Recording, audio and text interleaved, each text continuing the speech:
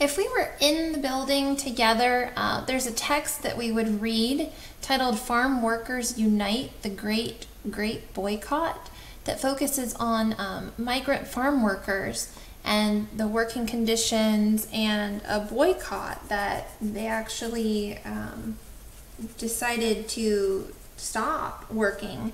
And we would learn more about these workers and their stories. But for the purpose of e-learning and week 23 vocab, we're just going to have a few examples that refer to that text. So the first word that we want to look at today is the word conditions. These are circumstances in which someone works or lives or in which something happens. So conditions refers to the circumstances in which you work or live. Working conditions, again, are those circumstances in which people work, referring to how long people work each day, whether they have any breaks, maybe the temperature of the workplace, and whether or not they have water that they are allowed to drink during the day. Those are just some examples of working conditions. The next word that we're going to look at is the word humane, which means kind. Humane people are kind, caring, and compassionate towards others. Now, thinking about what we know about this prefix in, what might you think the word inhumane means? You've probably heard this word before, probably referring to the treatment of animals. Inhumane means cruel.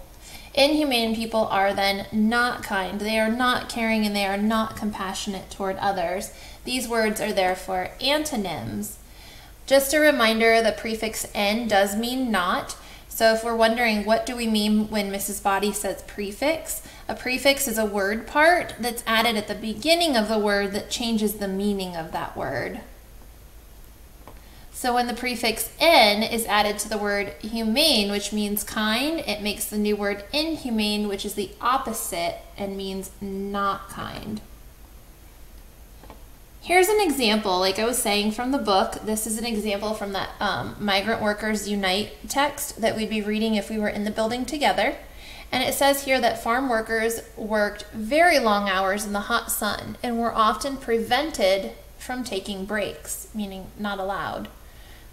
Were the working conditions of the farm workers humane or inhumane? If you have someone next to you, you can turn and talk or think to yourself.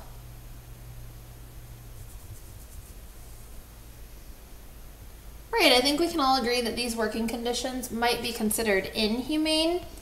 Being out in the hot sun all day and working very hard and also not being able to take any kind of break. That would be an example of an inhumane working condition. Let's look at the second example. What might farm owners have done to make working conditions more humane for farm workers? Again, if you have someone next to you, you can turn and talk or think to yourself.